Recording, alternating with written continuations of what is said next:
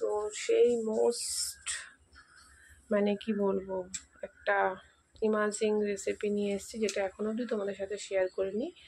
করেছি সেটা কিনে এনে, যেটা সকালের ভিডিওতে তোমরা হয়তো দেখেছো বা শুনেছো যে আজকে বিরিয়ানি করব। তো দেখো দু সাইডে দুটো কড়া বসিয়ে দিয়েছি কিন্তু। তো তোমাদের সাথে আমি শেয়ার করেছি এই যে বিরিয়ানির মাংস ম্যারিনেশন করে রেখেছিলাম, দেখতেই পাচ্ছ। এটাতেই কিন্তু যেটা আমি ম্যারিনেশন করে রেখেছিলাম তোমাদের সাথে শেয়ার করেছি, মোটামুটি অলমোস্ট সবই রেডি।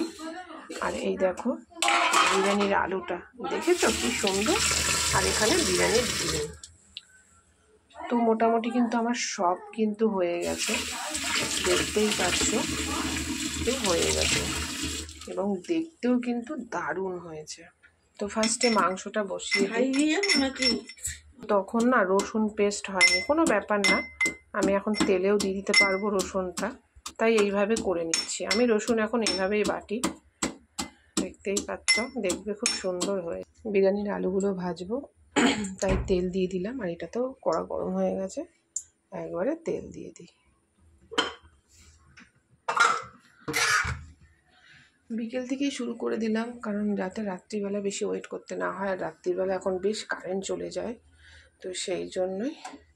আর বিরিয়ানির আলুগুলো দেখতে কিন্তু দুর্ধর্ষ হয়েছে, একদম দারুণ হয়েছে আলুগুলো।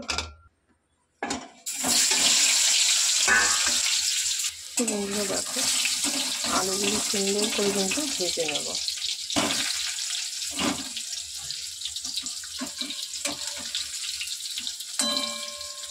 বিরিয়ানির আলুটাই তো বেশি ভালো লাগে, তাই না বলো? আমি ওবেলায় তোমাদের সাথে ভিডিওতে শেয়ার করেছি, সব কিছু করে রেখেছিলাম বলে দেখো এখন আমার খুব সুবিধে হলো, বেশিক্ষণ লাগবে না করতে। তো দেখো বন্ধু, এর মধ্যে দারচিনি, লবঙ্গ, তারপরে সাদা জিরে, ছাই জিরে, গোলমরিচ সব দিয়েছি, তেলে ফোড়ন দিয়ে দেবো।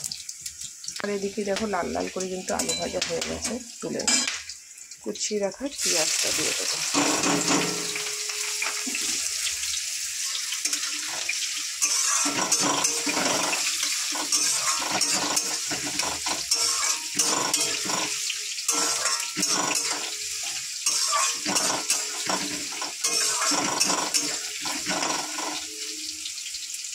এবারে একে একে আলুগুলো তুলে নেব,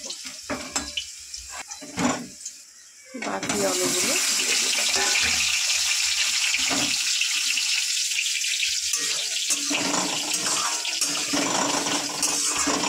দেখো রাইসে দেবো বলে কিন্তু সব গুছিয়ে নিয়েছি, দেখতেই পাচ্ছ।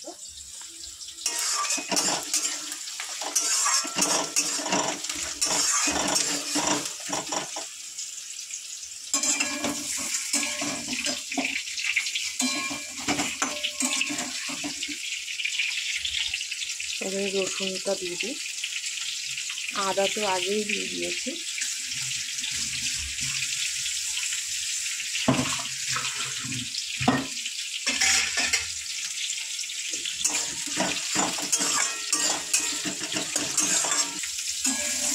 বিরিয়ানি আগে আমি অনেক বানাতাম, কিন্তু আজকে চালটা অনেকটা কম, তোমাদের 500 চালের মতন, তাই তোমাদেরকে ভিডিও দেওয়ার জন্য কিন্তু আমি ওইটুখানেই করছি, নাহলে আমি অনেক বিরিয়ানি করি, আশেপাশের মানুষকেও দিতে হয়। তো শরীরটা যদি আমার এরকমও থাকে, আমি আবারও করব, তখন অন্য স্টাইলের করব, করে যাদেরকে দেওয়ার তাদেরকে দেবো। তো আজকে একদম অল্প চাল ঘরে ছিল, আর সবসময় চাল যতটা পরিমাণে চালে পড়বে তার থেকে কিন্তু বেশি পরিমাণে মাংস দিতে হবে, এটা মাথায় রাখবে। দেখো এবার আমি টমেটোটা দিয়ে দেবো, প্রতিবারের মতো টমেটো দেওয়ার পর লবণ দেবো, হলুদ দেবো। হলুদ মাংস তো দিয়েছি, এটাতেও দিলাম, যা হয়ে গেছে। এইবারে আমি চিকেনটা ঢেলে দিলাম। তো বন্ধু দেখো এই হচ্ছে মাংস, যা দারুণ গন্ধ বেরিয়েছে না বন্ধুরা, এখনই বিরিয়ানির গন্ধ বেরিয়েছে, কারণ আমি তো এর মধ্যে সমস্ত বিরিয়ানি মশলা অ্যাড করেছি।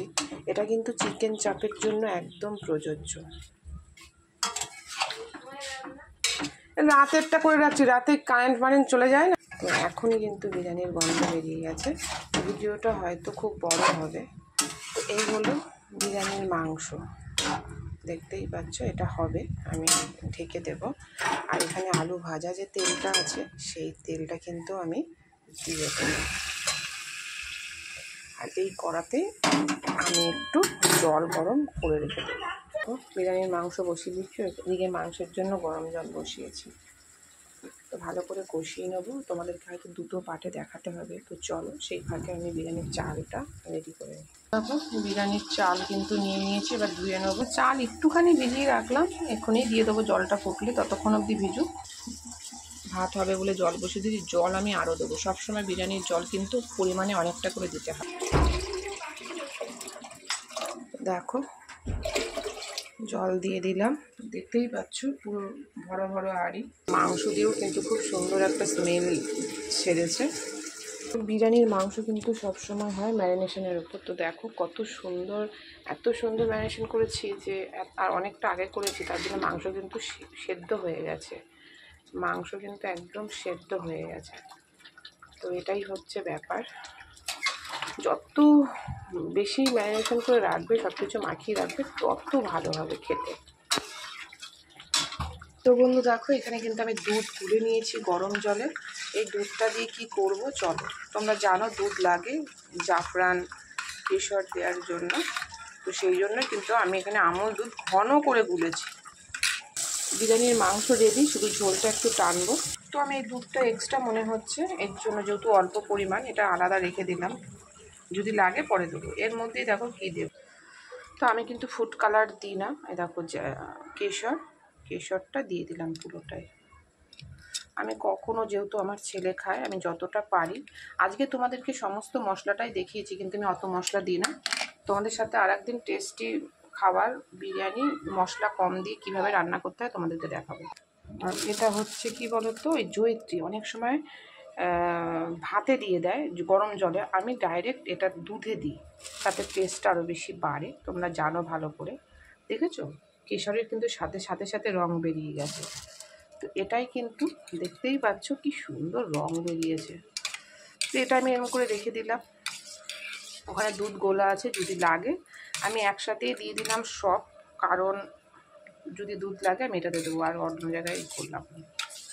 তো চলো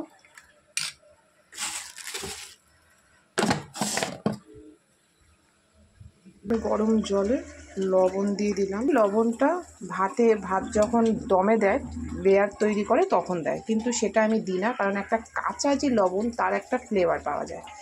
কখনো কখনো দমটা ঠিকঠাক না হলে বোঝা যায় যে লবণ কিছুক্ষণ আগে দেওয়া হয়েছে, সেই জন্য আমি জলেই দিয়ে দিলাম। এবারে সমস্ত এই মশলাগুলো আমি ডাইরেক্ট দেবো। অনেকে আছে ন্যাকড়ার মধ্যে করে দেয়, আমি দিই না, এগুলো আমি রাইসের সাথেই দিই, রাইসের সাথেই থাকে। তো এগুলো আমি দিয়ে দেবো।